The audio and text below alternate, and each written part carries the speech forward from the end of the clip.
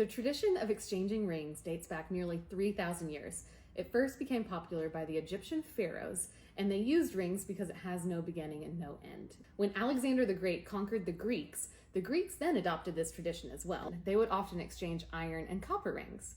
In the 3rd and 4th centuries and onward, gold rings became popular because it flaunted the giver's wealth. Ancient Egyptians believed that the finger contained the vein of love, or the vena amoris, which we still today wear rings on our ring finger, even though anatomically they weren't correct.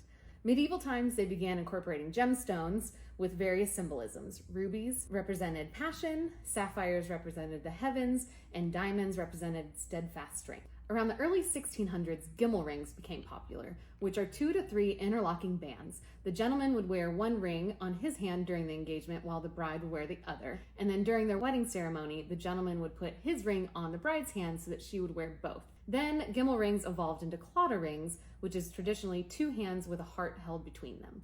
Posy rings gained popularity in the Renaissance and Elizabethan eras. And then the Puritans, this is where we all went wrong, in colonial America, considered jewelry very frivolous, and husbands would give their wives thimbles instead of engagement rings so they could use them to sew clothes and textiles around the home.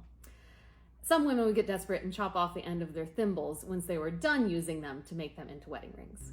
The oldest surviving diamond jewelry dates back to the early 300 BCE. The first diamond wedding ring dates back to the early 1400s when it showed a record of a woman in her will leaving it to her loved one. Diamond engagement rings also gained popularity during the Victorian era because Queen Victoria had a very big love and passion for diamonds. Many gemstones, not just diamonds, were used in engagement rings. It wasn't until the 1930s when De Beers launched a huge marketing campaign that diamonds became a staple in an engagement ring. Up until the past century, wedding rings were usually only worn by women. Dual rings caught on during World War II when American and European soldiers wore wedding rings as a way to remember their sweethearts and loved ones back home. To this day, engagement and wedding rings symbolize commitment, love, and devotion between 2 people.